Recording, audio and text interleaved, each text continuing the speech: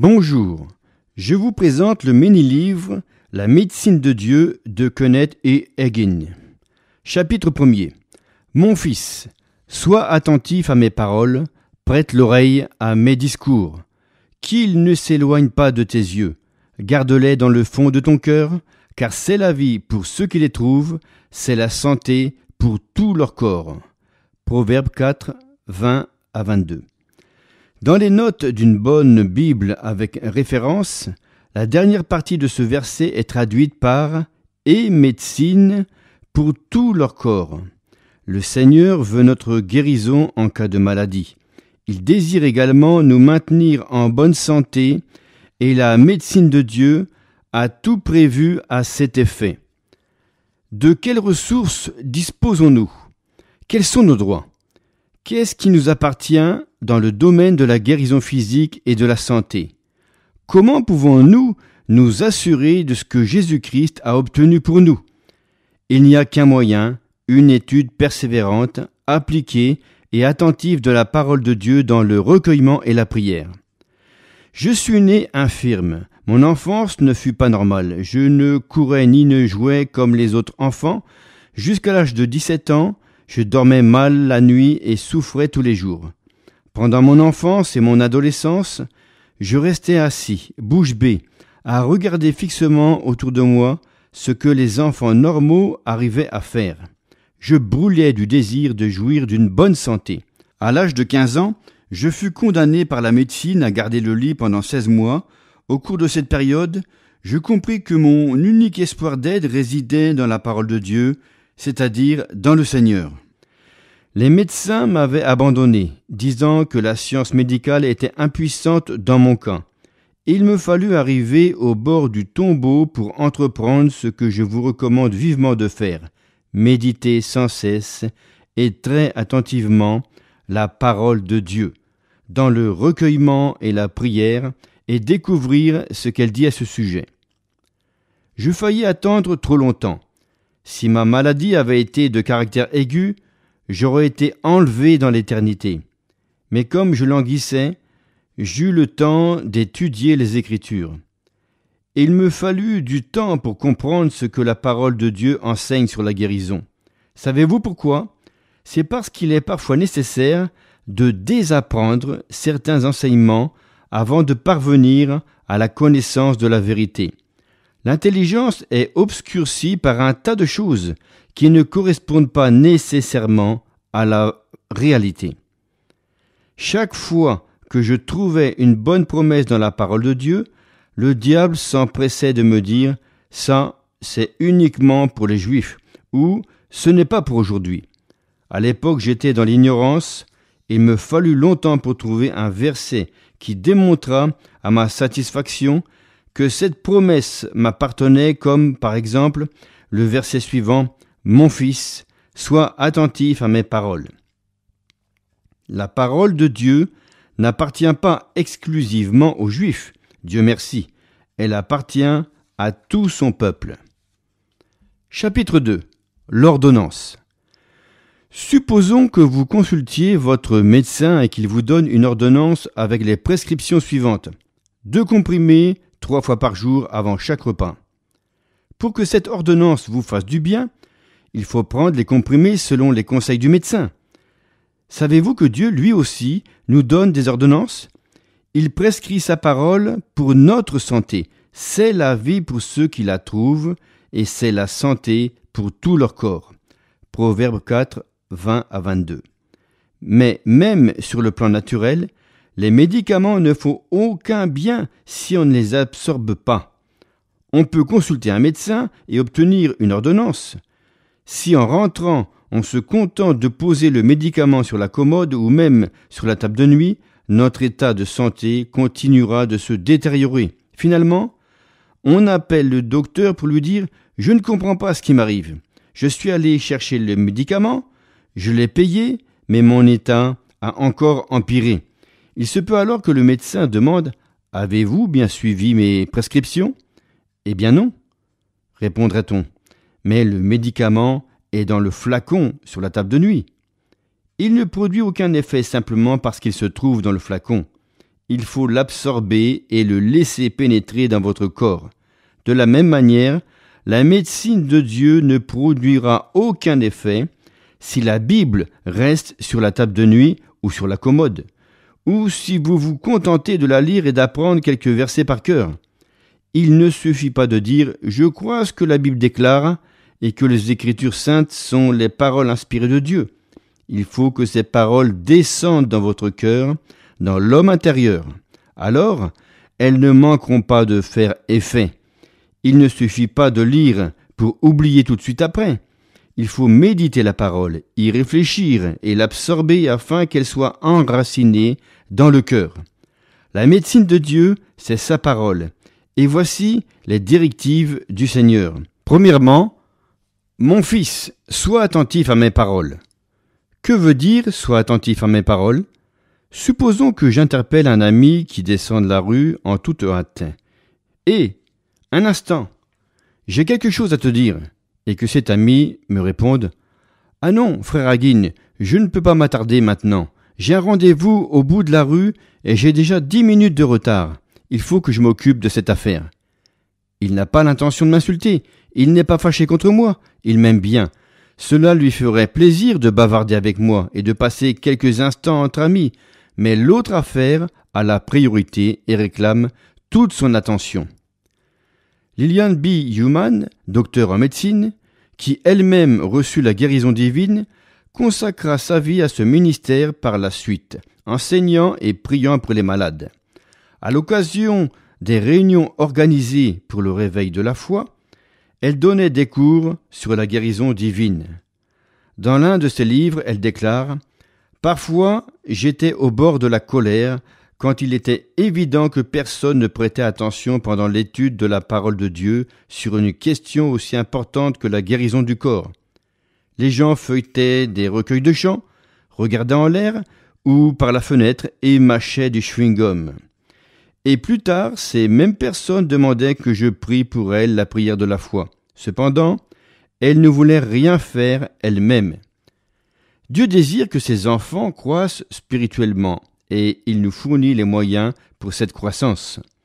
Le Saint-Esprit déclare par l'intermédiaire de Pierre « Désirez, comme des enfants nouveau-nés, le lait spirituel et pur afin que, par lui, vous croissiez pour le salut. » Première épître de Pierre, chapitre 2, verset 2.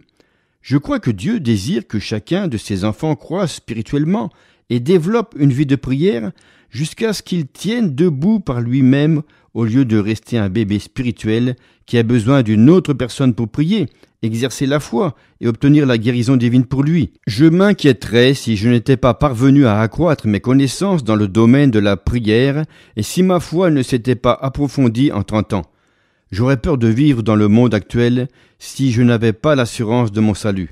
Mais Dieu merci, il est possible de marcher la main dans la main avec le Seigneur et avec sa parole.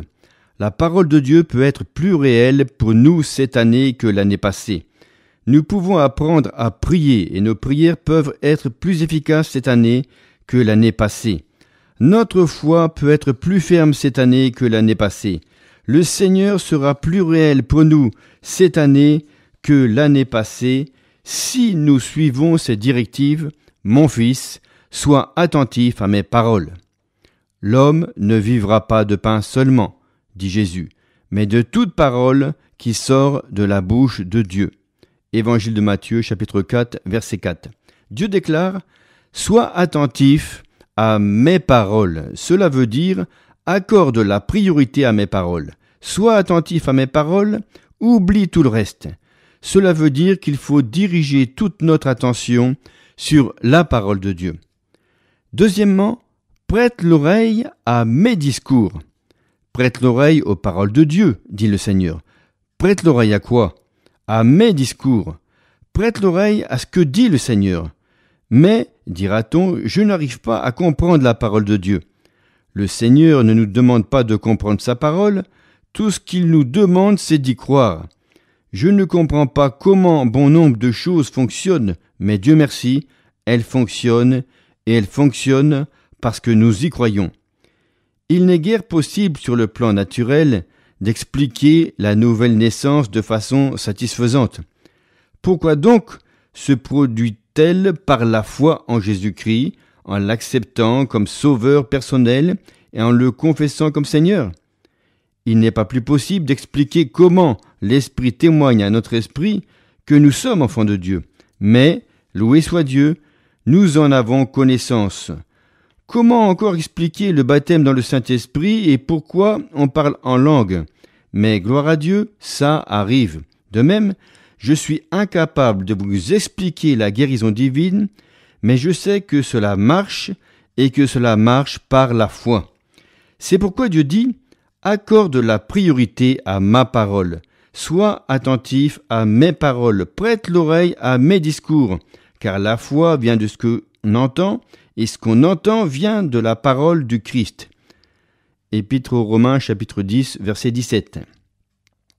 Lorsque la parole pénètre dans votre cœur, dans votre esprit, la foi vient automatiquement. Vous n'aurez pas à partir à sa recherche. Cela n'exigera aucun effort de votre part. La foi vient inconsciemment dans votre esprit quand vous vous nourrissez de la parole de Dieu et que vous l'acceptez. La foi est la clé. Elle est le secret de la guérison. Toutes les guérisons accomplies par Jésus pendant sa vie terrestre étaient liées à la foi. Il dit au centenier, « Rentre chez toi, qu'il te soit fait selon ta foi. » Matthieu chapitre 8 verset 13. Et alors même, son serviteur fut guéri.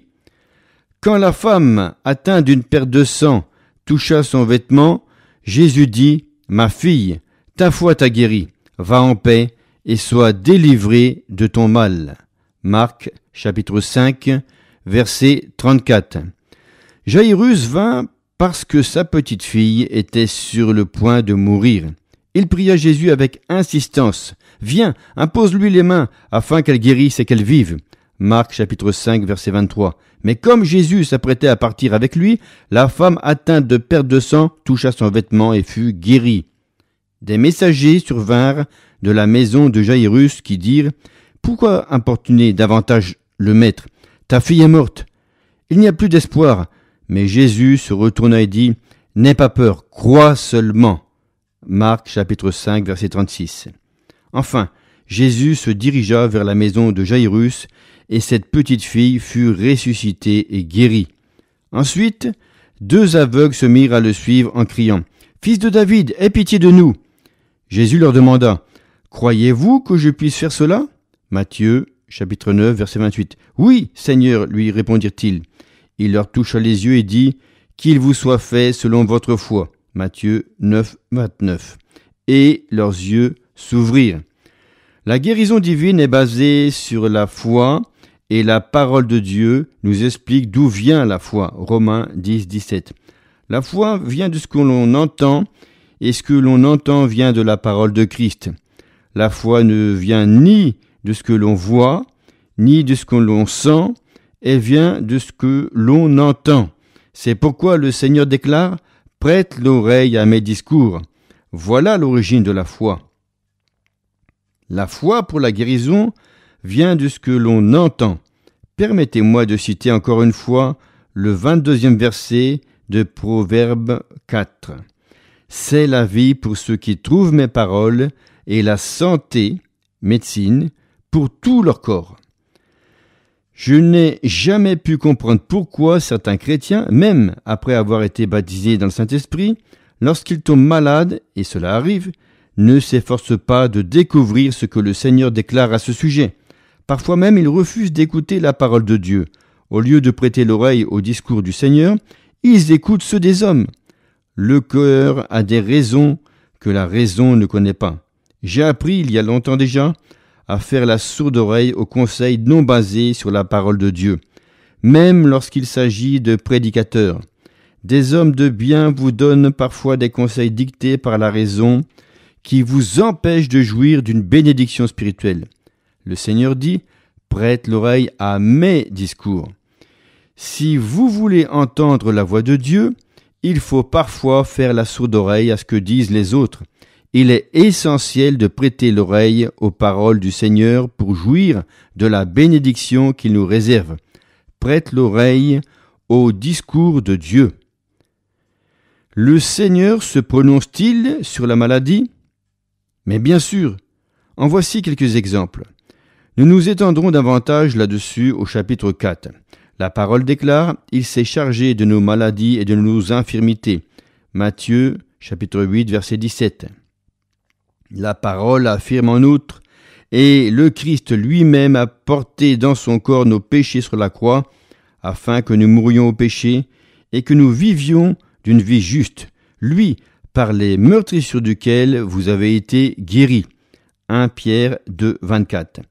La parole dit aussi « Dieu a oint du Saint-Esprit et de force Jésus de Nazareth qui allait de lieu en lieu faisant du bien et guérissant tous ceux qui étaient sous l'emprise du diable. » Actes des apôtres 10, 38.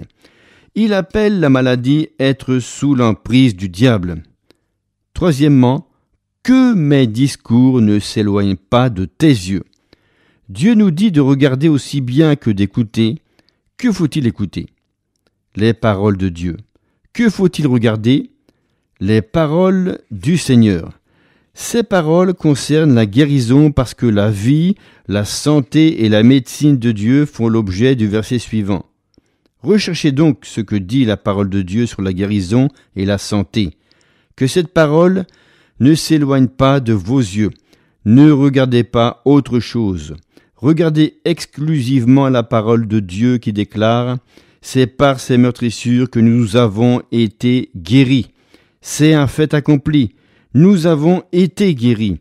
Si la parole ne s'éloigne pas de vos yeux, vous vous verrez en bonne santé. Si vous acceptez la parole de Dieu à cet égard, vous vous verrez en bonne santé. Vous comprendrez ce que Jésus a obtenu pour vous si la parole ne s'éloigne pas de vos yeux. Si vous vous voyez malade, et de plus en plus malade, c'est donc que la parole s'est éloignée de vos yeux. Vous êtes en train de regarder autre chose. Vous vous voyez sous un autre jour que celui de Dieu. Personne ne m'en parla. Je n'ai reçu aucun enseignement à ce sujet. Mais c'est vraiment étonnant, comme notre professeur, le Saint-Esprit nous instruit selon les Écritures. Après tout, il en est l'auteur. À l'époque, je ne réalisais pas que le Saint-Esprit pouvait me conseiller. Il me guidait inconsciemment. Mais je me souviens du moment décisif où je reçus la guérison divine dans mon corps. J'étais alité depuis 16 mois.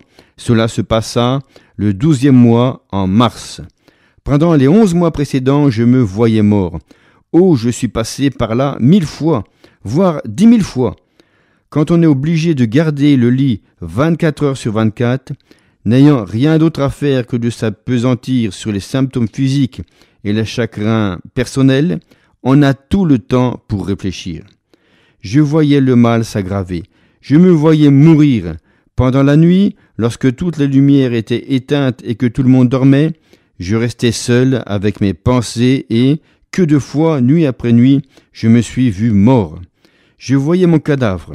Je voyais l'entrepreneur des pompes funèbres venir pour l'emmener au dépôt mortuaire, le préparer pour l'enterrement, le mettre dans un cercueil, puis le rapporter à la maison et l'installer au salon. La famille se rassemblait autour du cercueil.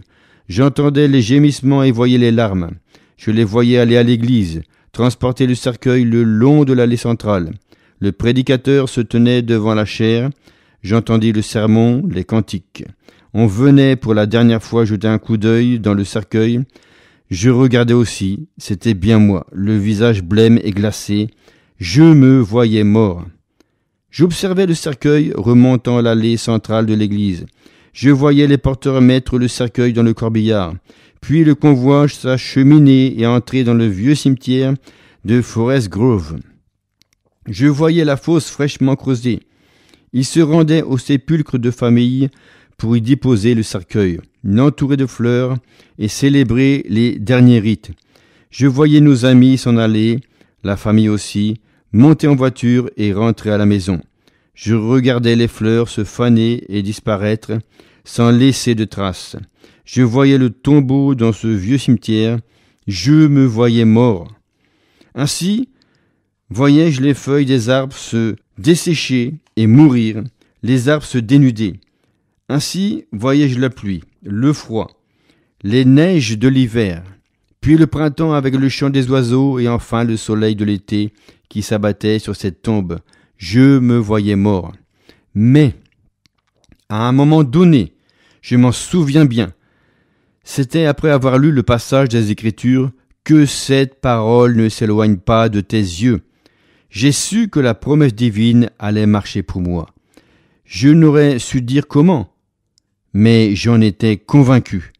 Je n'avais jamais entendu prêcher à ce sujet.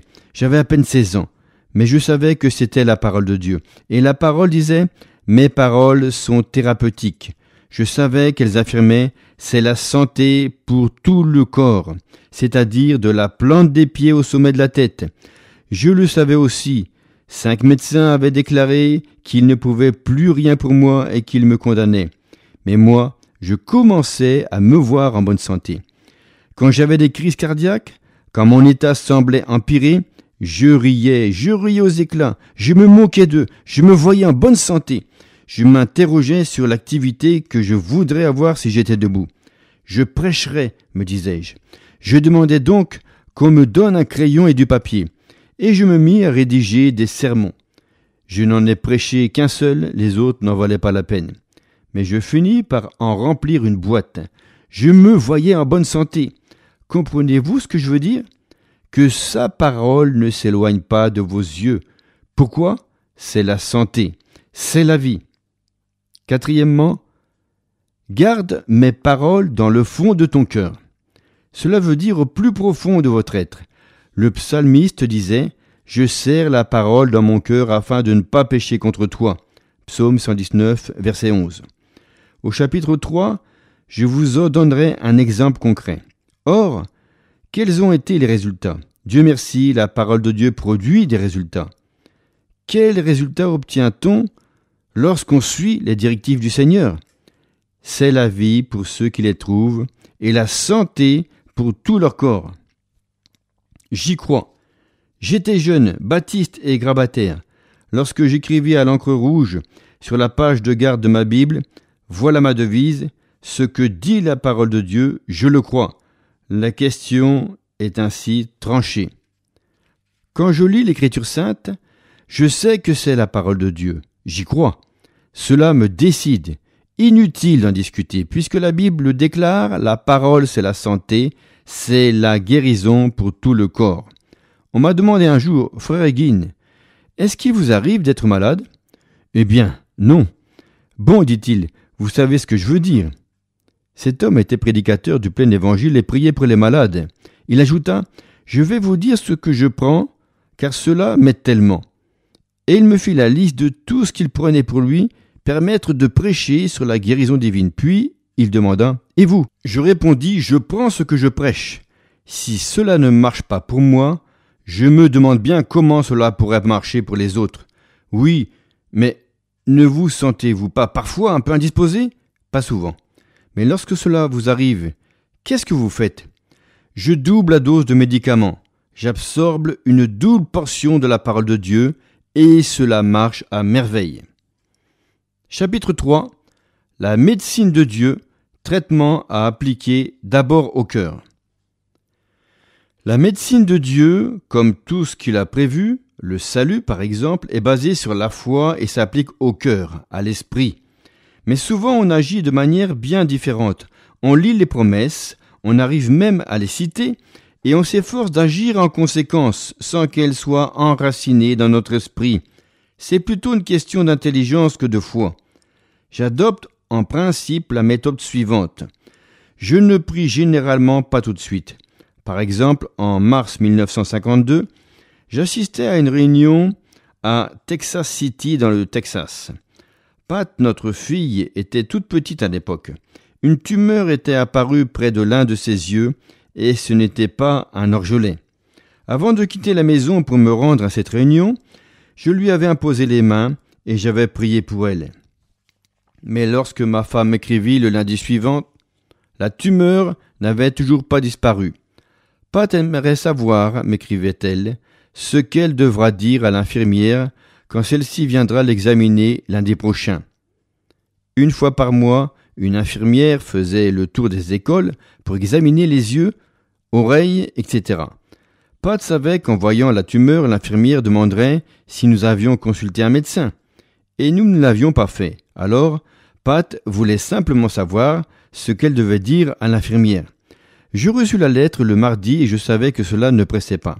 Je la mis de côté et n'y pensais plus jusqu'après l'office du soir afin de ne pas me laisser distraire. Ce soir-là, je rentrai à l'hôtel, écoutai les actualités de 22h à 22h15, éteignis le poste et, à 22h15, je pris ma Bible en me disant « Je vais lire les Écritures pendant 1 heure au sujet de la guérison divine ». J'ose dire que j'aurais pu réciter par cœur 90% des versets bibliques concernant la guérison. Ils étaient tous marqués dans ma Bible, mais je commençais par le livre de la Genèse et lus ces versets très lentement, jusqu'à la fin du Nouveau Testament. À 23h15, je fermai la Bible, éteignis la lumière et dis « Je vais m'étendre pendant 1 heure afin de méditer sur ces versets ». Le docteur Roy Hux attire l'attention sur le fait que, dans l'Ancien Testament, le mot « méditer » peut se traduire par « marmonner ». Et c'est ce que je fis pendant 1 heure.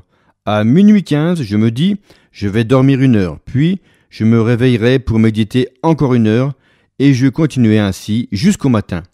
L'Esprit Saint habite dans votre esprit. Le corps a besoin de repos et de sommeil, mais l'esprit n'en a pas vraiment besoin. J'ai un réveil à l'intérieur de moi-même. Je dis simplement à mon esprit, je vais dormir 1 heure. Et, 1 heure après, mon esprit me réveille. Ainsi, je méditais pendant 1 heure sur les passages relatifs à la guérison divine. À ce moment, j'avais besoin d'une guérison pour ma fille. Inutile de méditer sur autre chose que sur la guérison. Inutile de méditer les écritures relatives aux finances. Je n'en avais pas besoin pour le moment. Je continuai ainsi toute la nuit et fis de même la nuit suivante. Après avoir écouté les informations, je pris ma Bible et lus lentement tous les versets sur la guérison divine. Je méditais 1 heure, dormis 1 heure, méditais de nouveau 1 heure, et ainsi de suite toute la nuit. Puis jeudi après-midi, j'écrivis à ma femme « Dans ta lettre de lundi, tu me disais que Pat voulait savoir que répondre à l'infirmière. » Je ne lui dis pas ce qu'elle devrait dire à l'infirmière. J'avais médité sur la parole de Dieu. Elle était enracinée dans mon esprit. Je ne me laissais pas influencer par la raison. J'écrivis donc « Dis à Pat que papa déclare qu'elle est guérie. Et je sais dans le fond de mon cœur qu'elle est guérie avec autant de certitude que 2 fois 2 font 4 et 3 fois 3 font 9. Et c'est tout ce que je répondis à ce sujet. Il vous faut acquérir une connaissance spirituelle de la parole de Dieu. Telle est la foi véritable. Exactement comme vous avez une connaissance intellectuelle en d'autres domaines. Ma femme me raconta plus tard qu'elle avait reçu et lu la lettre, puis elle l'avait mise de côté jusqu'au retour de l'école.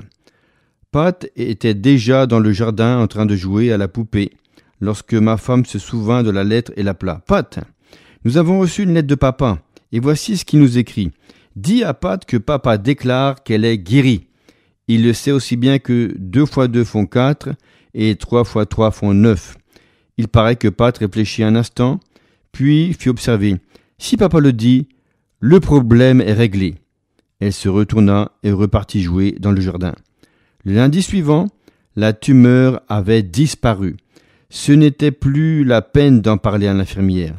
Je n'ai donc jamais répondu directement à la question de Pat, que la parole de Dieu, sa médecine, soit enracinée dans votre esprit. Même si une femme sait bien faire la cuisine, si elle est capable d'expliquer clairement comment confectionner un plat succulent, dresser la liste des ingrédients nécessaires, cela ne remplit pas pour autant les estomacs. Pour profiter d'un repas, il faut d'abord le faire cuire, puis surtout le manger. Car même si un plat a été bien apprêté et servi sur la table, le fait d'en parler ne produira aucun effet tant qu'on ne l'aura pas mangé. Il en est de même pour la parole de Dieu, elle est là, à portée de la main.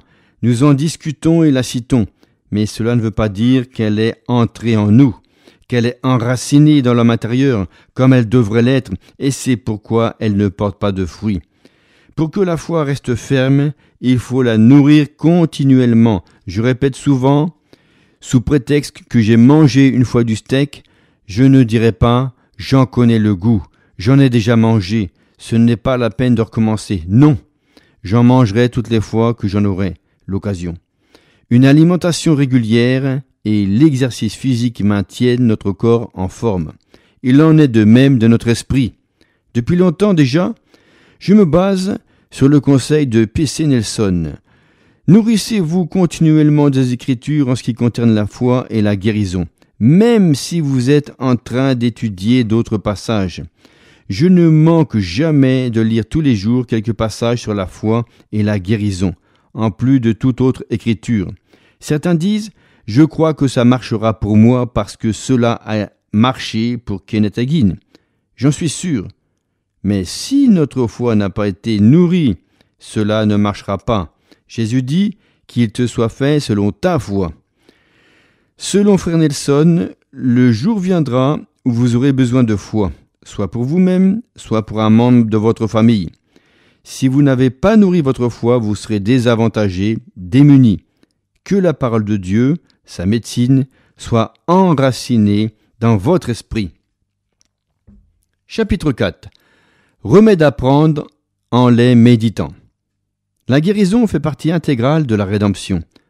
Cependant, ce sont nos souffrances, en hébreu maladie, qu'il a portées.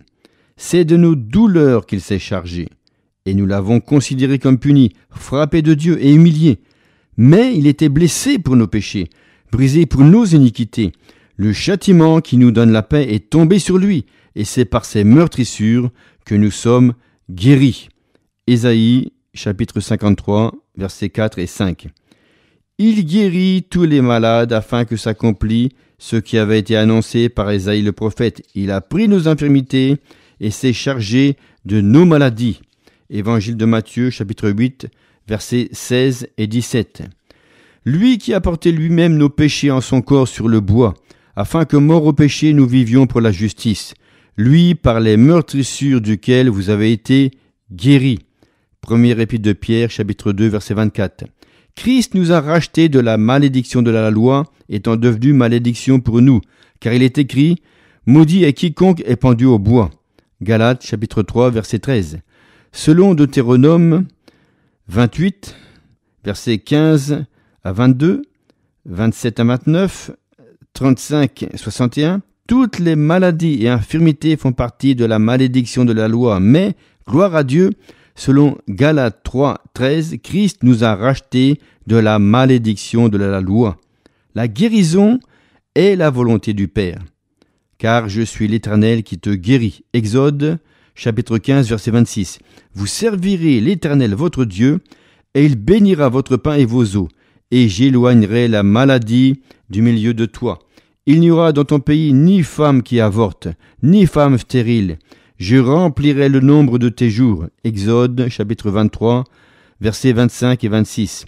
Car l'Éternel étend ses regards sur toute la terre, pour soutenir ceux dont le cœur est tout entier à lui. 2 Chroniques, chapitre 16, verset 9. Aucun malheur ne t'arrivera, aucun fléau n'approchera de ta tente. Psaume 91, verset 10. Je le rassasierai de longs jours et lui ferai voir mon salut. Psaume 91, verset 16. Mon âme bénit l'Éternel et n'oublie aucun de ses bienfaits. C'est lui qui pardonne toutes tes iniquités, qui guérit toutes tes maladies. Psaume 103, versets 2 et 3. Il envoya sa parole et les guérit. Psaume 107, verset 20. Ainsi en est-il de ma parole qui sort de ma bouche. Elle ne retourne pas à moi sans effet, sans avoir exécuté ma volonté et accompli mes desseins. Ésaïe, chapitre 55, verset 11. Si donc, méchants comme vous l'êtes, vous savez donner de bonnes choses à vos enfants, à combien plus forte raison votre Père qui est dans les cieux donnera-t-il de bonnes choses à ceux qui les lui demandent. Matthieu, chapitre 7, verset 11. Toute grâce excellente et tout don parfait descendent d'en haut du Père des Lumières. Jacques, chapitre 1, verset 17. Et voici un lépreux s'étant approché, se prosterna devant lui et dit « Seigneur, si tu veux, tu peux me rendre pur. » Jésus étendit la main, le toucha et dit « Je le veux, sois pur. Matthieu chapitre 8, versets 2 et 3. Jésus dit de lui-même, « Je suis venu pour faire non ma volonté, mais la volonté de celui qui m'a envoyé. » Jean chapitre 6, verset 38. Tout ce que Jésus fit pendant qu'il parcourait la terre était la volonté du Père. Il était la volonté du Père en action. Si vous voulez connaître la volonté du Père, regardez Jésus. La guérison, œuvre de Jésus. Dieu a oint du Saint-Esprit et de force Jésus de Nazareth qui allait de lieu en lieu, faisant du bien et guérissant tous ceux qui étaient sous l'empire du diable. Actes chapitre 10, verset 38. Un fait à retenir dans votre cœur, Christ est celui qui guérit, Satan est l'oppresseur. Le voleur ne vient que pour dérober, égorger et détruire. Moi, je suis venu afin que les brebis aient la vie et qu'elle est en abondance. Jean chapitre 10, verset 10. Jésus parcourait toutes les villes et tous les villages, enseignant dans les synagogues, prêchant la bonne nouvelle du royaume et guérissant toute maladie et toute infirmité. Matthieu chapitre 9, verset 35. Alors s'approcha de lui une grande foule, ayant avec elle des boiteux, des aveugles, des muets, des estropiés et beaucoup d'autres malades. On les mit à ses pieds, et il les guérit en sorte que la foule était dans l'admiration de voir que les muets parlaient, que les estropiés étaient guéris, que les boiteux marchaient, que les aveugles voyaient, et elle glorifiait le Dieu d'Israël. Matthieu chapitre 15, versets 30 et 31. Jésus est le même hier, aujourd'hui et éternellement. Hébreux 13, verset 8. La guérison, ministère de l'Église. En vérité, je vous le dis, celui qui croit en moi fera aussi les œuvres que je fais, et il en fera de plus grandes, parce que je m'en vais au Père. Jean 14, verset 12. Puis il leur dit, allez par tout le monde et prêchez la bonne nouvelle à toute la création. Voici les miracles qui accompagneront ceux qui auront cru. En mon nom, ils chasseront les démons, ils imposeront les mains aux malades, et les malades seront guéris. Marc chapitre 16, versets 15, 17, 18. Quelqu'un parmi vous est-il malade? Qu'il appelle les anciens de l'Église et que les anciens prient pour lui en loignant d'huile au nom du Seigneur. La prière de la foi sauvera le malade et le Seigneur le relèvera. Et, s'il a commis des péchés, il lui sera pardonné. Jacques chapitre 5, versets 14 et 15. Bien-aimé, je souhaite que tu prospères à tous égards et sois en bonne santé, comme prospère l'état de ton âme. 3e épître de Jean, verset 2. La guérison, œuvre de Dieu dans l'homme intérieur. Vous, petits enfants, vous êtes de Dieu, et vous les avez vaincus parce que celui qui est en vous est plus grand que celui qui est dans le monde. 1er épître de Jean, chapitre 4, verset 4. La foi pour la guérison. Je vous le dis en vérité, si quelqu'un dit à cette montagne, ôte-toi de là, et jette-toi dans la mer, et s'il ne doute pas en son cœur, mais croit que ce qu'il dit arrive, il le verra s'accomplir. Marc chapitre 11, verset 23. Prière de la foi, c'est pourquoi je vous dis, tout ce que vous demanderez en priant, croyez que vous l'avez reçu, et vous le verrez s'accomplir. Marc chapitre 11, verset 24. Si vous voulez recevoir Jésus dans votre cœur, déclarez à haute voix ce qui suit. Bien-aimé Père Céleste, je viens à toi au nom de Jésus-Christ. Ta parole déclare, « Je ne mettrai pas dehors celui qui vient à moi. » Jean chapitre 6, verset 37. C'est pourquoi je crois que tu ne me repousses pas, mais que tu m'acceptes. Je t'en remercie. Ta parole déclare aussi, quiconque invoquera le nom du Seigneur sera sauvé. Romains 10, verset 13. Je fais appel à ton nom, et je sais que je suis sauvé. Il est également écrit, si tu confesses de ta bouche le Seigneur Jésus, et si tu crois dans ton cœur que Dieu l'a ressuscité d'entre les morts, tu seras sauvé. Car c'est en croyant du cœur qu'on parvient à la justice, et c'est en confessant de la bouche qu'on parvient au salut. Romains 10, verset 9. Je crois de tout mon cœur que Jésus-Christ est le Fils de Dieu. Je crois que Dieu l'a ressuscité d'entre les morts pour me rendre juste devant lui. Et je confesse maintenant qu'il est mon Seigneur. Merci Seigneur. Maintenant, pour vous rappeler du jour où vous venez de faire cette déclaration de foi à votre Père Céleste, je vous propose d'inscrire cette date dans votre Bible ou sur une feuille de papier avec votre signature. Écrivez-nous aussi pour nous témoigner de cela et de ce que cet audiobook vous a apporté. Ce sera une joie pour nous. Voici l'adresse. Édition Victoire. BP 1357 06006 Nice CEDEX 1 France. Notre contact email info@éditionvictoire.com. Édition, c'est au pluriel. Victoire, le tout attaché. éditionvictoire.com. Je répète, info@éditionvictoire.com. Au revoir. Si vous voulez recevoir Jésus dans votre cœur, déclarez à haute voix ce qui suit. Bien-aimé Père Céleste, je viens à toi au nom de Jésus-Christ. Ta parole déclare: je ne mettrai pas dehors celui qui vient à moi. Jean chapitre 6 verset 37. C'est pourquoi je crois que tu ne me repousses pas, mais que tu m'acceptes. Je t'en remercie. Ta parole déclare aussi: quiconque invoquera le nom du Seigneur sera sauvé. Romains 10, 13. Je fais appel à ton nom, et je sais que je suis sauvé. Il est également écrit: si tu confesses de ta bouche le Seigneur Jésus, et si tu crois dans ton cœur que Dieu l'a ressuscité d'entre les morts, tu seras sauvé. Car c'est en croyant du cœur qu'on parvient à la justice, et c'est en confessant de la bouche qu'on parvient au salut. Romains 10, verset 9. Je crois de tout mon cœur que Jésus-Christ est le Fils de Dieu. Je crois que Dieu l'a ressuscité d'entre les morts pour me rendre juste devant lui. Et je confesse maintenant qu'il est mon Seigneur. Merci Seigneur.